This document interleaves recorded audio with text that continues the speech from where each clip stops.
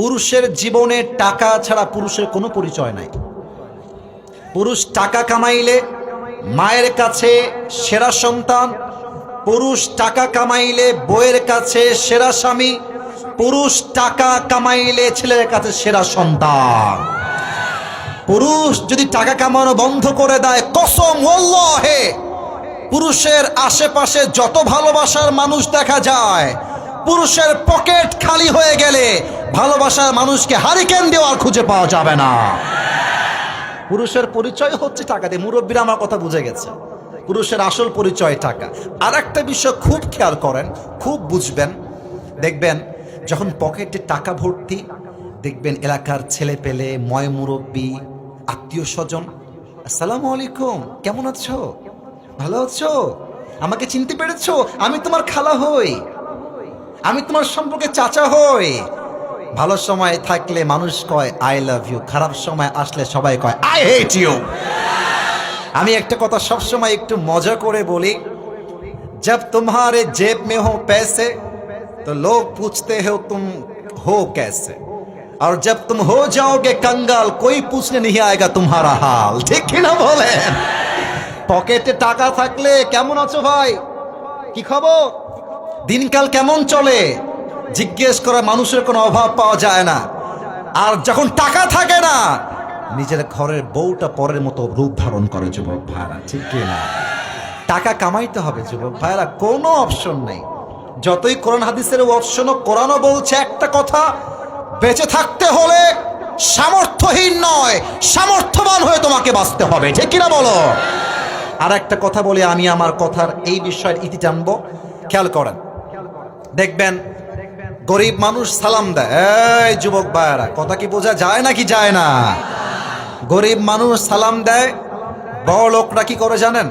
আমার দিকে ফেস দেখেন, আমার রিয়াকশনটা চেক করেন, রিয়াকশনটা বোঝেন।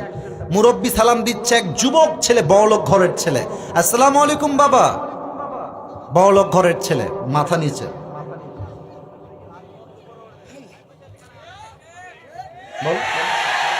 মানে এমন একটা ভাব, টাকা পেয়ে মনে পুরো দেশটার বাপের হয়ে গেছে। বেটা, টাকা আজ আছে কাল থাকবে না, আর সম্মান আর ব্যক্তিত্ব মানুষের সবচেয়ে বড় পরিচয় যুবক ভাইরা।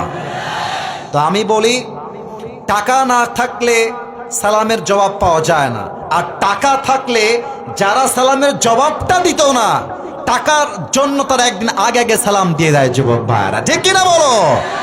এই জন্য মেয়েদেরকে বলবো, বোনেরা আমার, টাকাকে সবচেয়ে মূল সাবজেক্ট বানাবেন না। আপনার চিন্তা হবে আমার স্বামী টাকাওয়ালা হওয়া জরুরি নয়, চরিত্রবান হওয়া বেশি জরুরি। ঠিক কিনা বলে?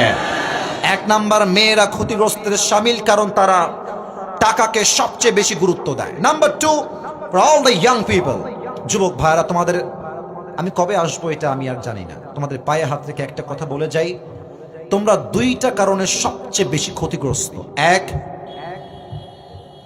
তোমরা হয় মেয়ের পাল্লায় পড়ে অথবা বইয়ের পাল্লায় পড়ে বাপ মাকে মাইনাস করে ফেলো।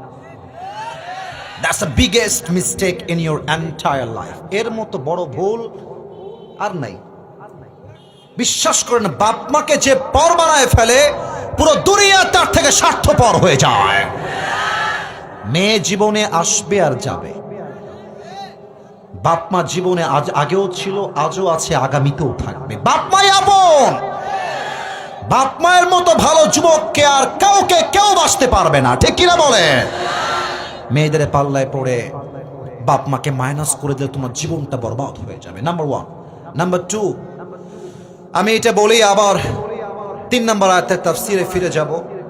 জাস্ট আমার হাতে দেখেন তো, এটা স্মার্টফোন, এটা অ্যান্ড্রয়েড ফোন। এটার নাম কি? Android phone. আইফোন বলার জন্য বলি নাই, এটা অ্যান্ড্রয়েড বা স্মার্টফোন। সবার কাছে এখানে স্মার্টফোন আছে। আমি একটা কথা বলতে লজ্জা পাচ্ছি এবং বলতে লজ্জাবোধ করছি, আমাদের হায়াতের 80% সময়টা মোবাইল ফোন কেড়ে নিয়েছে। সারাটা দিন মোবাইল ফোনে বসে টিকটক চালায়, ফেসবুক চালায়, ইউটিউব চালায়, জীবনের গন্তব্য ভুলে যায়। 80% জীবনটা, যৌবনটা মোবাইল ফোনে নষ্ট হয়ে যায়। ঠিক কিনা বলে?